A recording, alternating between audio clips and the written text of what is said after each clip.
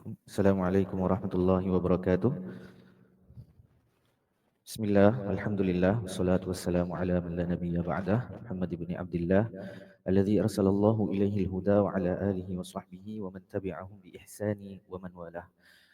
Rabbi shrah li sadri wa yassir li amri wa hlul 'uqdatam min lisani yafqahu qawli. Subhanaka la ilma lana illa ma 'allamtana innaka antal alimul hakim. Alhamdulillah, kita bersyukur pada Allah Subhanahu Wa Taala terlebih dahulu.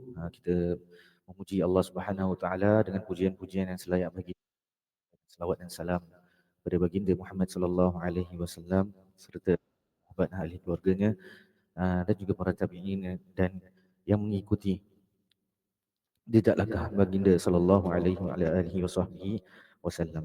Moga Allah Subhanahu Wa Taala memudahkan segala urusan kita, insya-Allah. Alhamdulillah, terlebih dahulu muslimin muslimat yang dirahmati Allah Subhanahu Wa Taala sekalian, kita perlu tahu bahawa Allah Subhanahu Wa Taala mensyariatkan zakat bukan hanya untuk kepentingan individu semata. Ia juga sebenarnya memberi kesan dan impak yang besar dalam kehidupan kita yang berhidup dalam masyarakat. Sebab apa? Sebenarnya harta atau duit yang hanya terkumpul tidak mempunyai apa-apa faedah pun terhadap pertumbuhan ekonomi. Sebab bila kita lihat kepada kajian ilmiah ataupun kajian dalam negeri-negeri Islam, negeri-negeri yang pemimpinnya Islam, sebab zakatlah yang meningkatkan ekonomi dan menjatuhkan kadar inflasi. Justru apabila Allah Subhanahu Wa Taala berkali-kali sebut dalam Al-Quran tentang kepentingan sedekah kepada golongan yang memerlukan seperti fakir dan miskin, ataupun memberi nafkah kepada ahli keluarga sendiri, itu merupakan teguran yang sangat jelas dan yang selalunya ianya tertumpu kepada orang-orang yang bukan hanya kaya, tapi ia juga mempunyai sifat yang sombong, bakhil. Mungkin juga orang-orang yang kaya tapi menggunakan atau menginfakkan menggunakan perbelanjaannya dengan keadaan yang sia-sia. Okey. Jadi apabila zakat diaplikasikan dengan betul, sebenarnya nilai pertumbuhan pada harta itu barulah kita dapat melihatnya. Contohnya apabila haiwan ternakan pada zaman dulu kan, haiwan ternakan dizakatkan, golongan asnaf yang tidak bernasib baik mempunyai 1001 cara untuk mereka manfaatkan binatang tersebut, sama ada dengan pada susunya, dagingnya ataupun kulitnya. Semua ini begitu juga dengan tenaganya lah, untuk menggunakan sebagai alat transportasi dan sebagainya.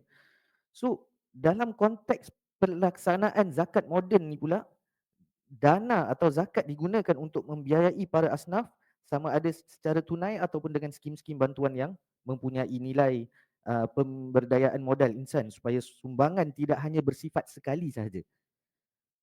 Seperti skim bantuan modal perniagaan bagi asnaf, kesannya ekonomi sesuatu kawasan tidak akan jumut dengan ataupun tidak akan jumut kerana kekayaan yang dimonopoli ataupun tidak dimonopoli oleh suatu pihak sahaja. Begitu juga kajian mendapati pengeluaran zakat yang efektif boleh mengurangkan kadar inflasi tersebut. Maka kita dapat lihat di sini, bila kita nak berbicara tentang keberkatan untuk mengeluarkan zakat, kan, ia sebenarnya datang dari dua sudut, iaitu sudut duniawi, kelebihan dari sudut duniawi, dan juga kelebihan dari sudut ukhrawi. Seperti mana yang saya katakan tadilah, kalau yang dari sudut duniawi, untuk membangkitkan ekonomi dan sebagainya. Okey. Dan untuk menjalani proses dua-dua sudut ini, kita secara tak langsung akan bertembung dengan tiga elemen yang penting untuk kita benar-benar nak mencapai atau merasai keberkatan yang zakat yang kita keluarkan itu. So yang pertama sekali apa? Yang pertama sekali bertaubat kepada Allah Subhanahu Wa Taala. At-taubah. Kenapa bertaubat? Kerana pada masa yang sama, zakat ini apabila kita mengeluarkan harta kita atau secara tidak langsung kita akan mensucikan dosa-dosa kita. Bila kita keluarkan zakat dengan penuh harapan untuk kita mengharapkan bahawa Allah Subhanahu Wa Taala mengampunkan segala dosa-dosa kita. Al-Imam Abu Laith As-Samarqandi dalam kitabnya Tanbihul Ghafilin menyebutkan 10, lebih kurang dalam 10 kelebihan zakat yang terkandung dalam Al-Quran dan As-Sunnah. Maka antara salah satunya, ia juga dapat menyucikan dosa, selain daripada menyucikan dosa-dosa kita, ia juga dapat menyucikan harta kita. Mungkin ada yang tanya, kenapa nak kena sucikan harta kita kan? Bukan yang kita, mungkin kita pun setahu kita lah, yang kita ni tidaklah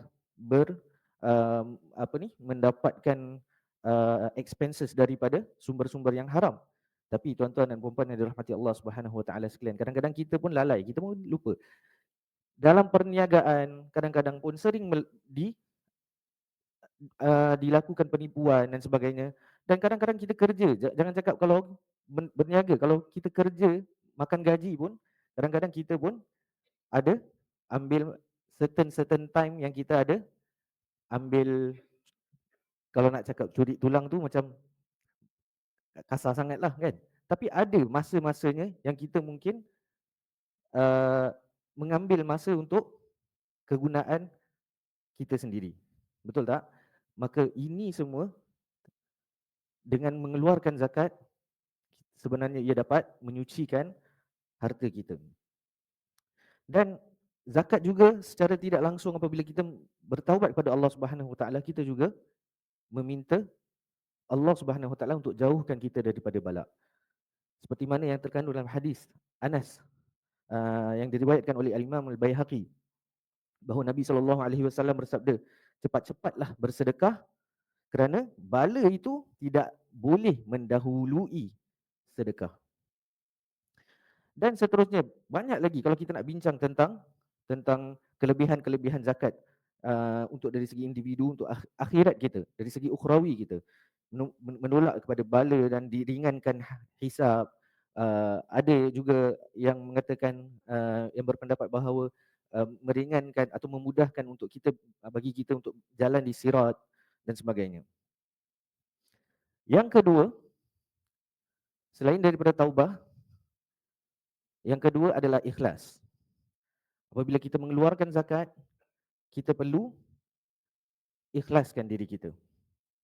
Rasulullah SAW bersabda seperti mana yang diriwayatkan dari Abu Hurairah, "Ma min yaumin yusbihul ibadu fihi illa malakan yanzilan fayaqulu ahaduhuma Allahumma a'ti munfiqan khalafa wa yaqulu al-akhar Allahumma a'ti mumsikan talafa."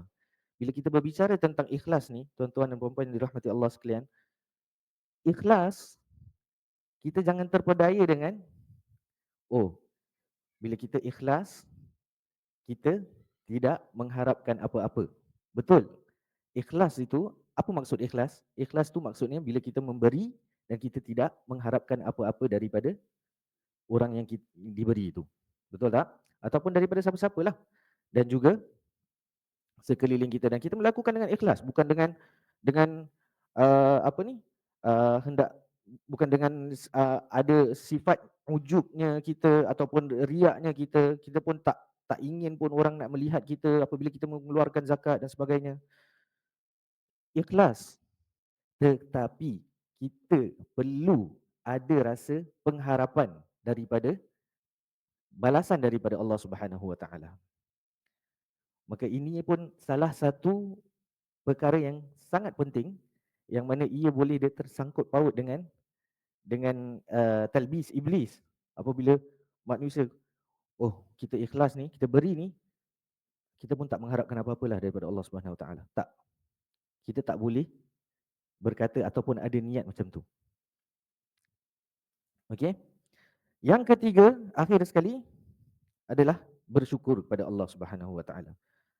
Okey, selain daripada taubah, selain daripada ikhlas, untuk kita nak betul-betul rasa keberkatan dalam menunaikan zakat ataupun sedekah secara umumnya, kita perlu bersyukur pada Allah Subhanahu Wa Taala kerana Allah Subhanahu Wa Taala telah mensyariatkan zakat dengan memberikan kelebihan-kelebihan yang saya sebutkan tadi.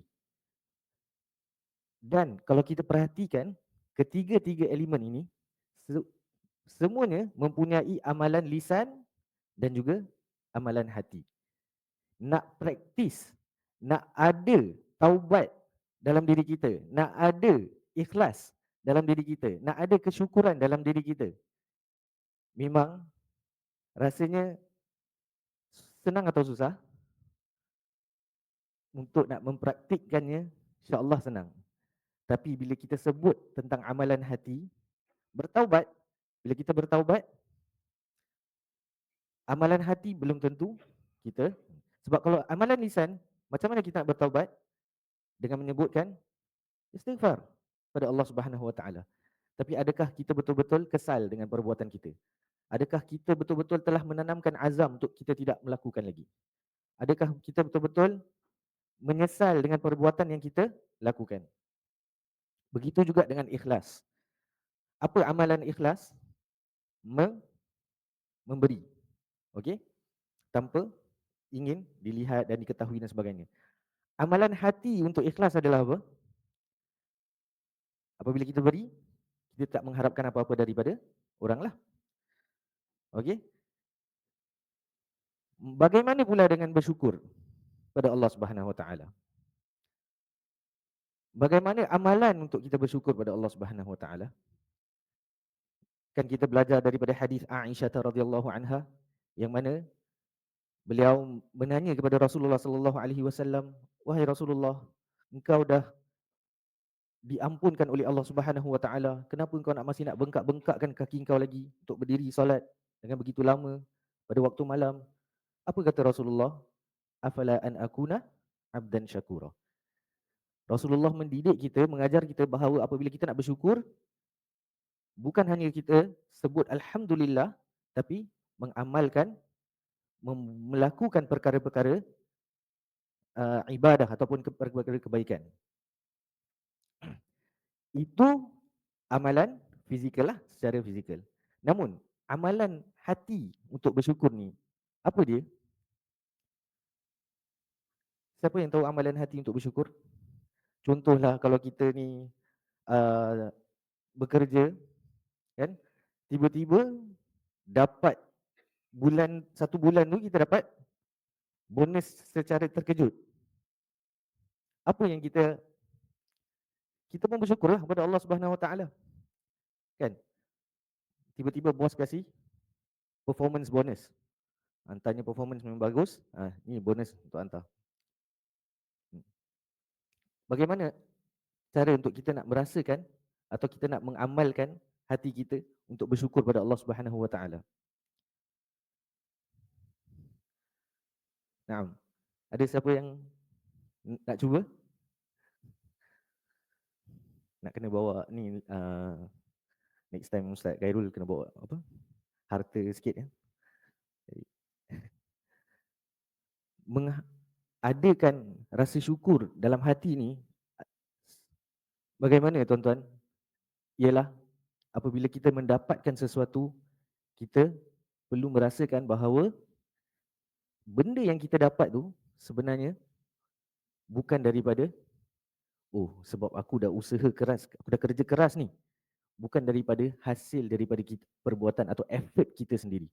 Namun ianya semua kembali kepada Allah Subhanahu Wa Taala. Sebab tu Allah Subhanahu Wa Taala bagi tahu kepada Nabi Muhammad sallallahu alaihi wasallam, suruh bagi tahu kepada kita dalam surah As-Saba, qul inna rabbi yabsutur rizqa liman yasha'u min ibadihi wa yaqdiru lah. Katakanlah wahai Muhammad, sesungguhnya Rabb aku, Tuhan akulah yang akan memewahkan rezeki bagi sesiapa sahaja dalam kalangan hamba-Nya yang dia mahukan. Dan dia juga akan menyempitkan bagaimana cara kesempitan yang Allah nak berikan pada hamba-Nya, semuanya itu hak Allah Subhanahu wa taala. Tak ada satu, kita tak boleh ada rasa langsung, oh ini berdasarkan effort kita sendiri. Tak. Kita tidak boleh merasa itu. Barulah kita dikatakan benar-benar bersyukur pada Allah Subhanahu wa taala. Maka Allah tegaskan bahawa semua rezeki berasal daripada Allah Subhanahu wa taala. Dia yang akan mengkayakan dan dia yang akan memiskinkan kita.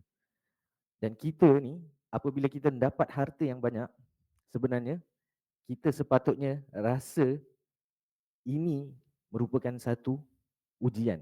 Ini yang pertama dulu.